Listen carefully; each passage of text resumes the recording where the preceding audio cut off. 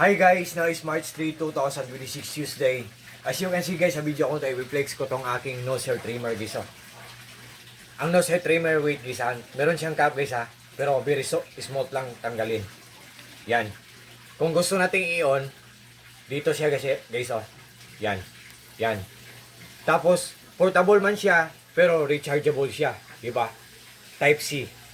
Ang purpose ng nose hair trimmer guys, yung mga balahibo sa ilong natin na lumalagpas na parang paa ng cockroach or paa ng ipis, makukuha yun.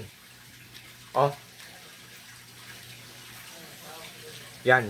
Ganyan natin gamitin. Yan. Guys, pag hihilain natin guys, ang mga paasa, yung parang paasa, ipis na balahibong lumalagpas, ang sakit-sakit guys. Pag gunting naman, baka sugatan pa tayo, baka matitanos pa tayo, pero ito guys, very less hassle guys. Tapos kahit konting sakit, wala tayong mararamdaman guys. Oh. Ito ang nose hair trimmer. At ito ang box niya guys oh. Nandyan sa link ko guys, nose hair trimmer guys.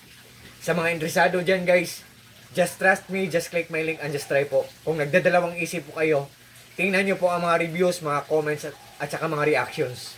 Oh, nose hair trimmer. Tapos,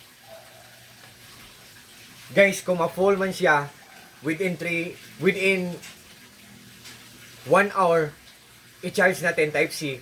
Kung ma-full man siya guys, I think mga 1 buwan.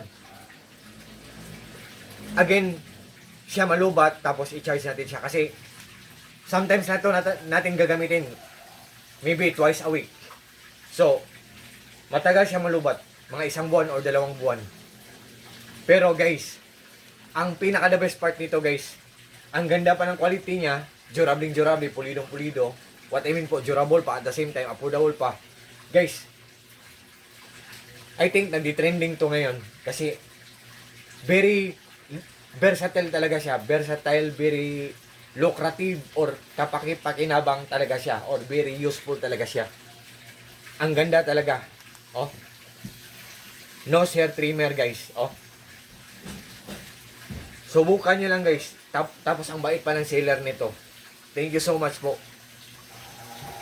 Guys, I think ginawa talaga nila ang best nila para para makatanggap tayo ang mga clients nila, para ma-satisfied ang mga clients nila sa mga items nila o sa mga products nila. Ang ganda talaga guys. Easy to use lang, and after using, easy to keep lang. Pagkatapos natin gamitin, i-off natin. Dito, off na. Tapos, ibalik natin ang cap. Then, as simple as that guys, ganyan lang.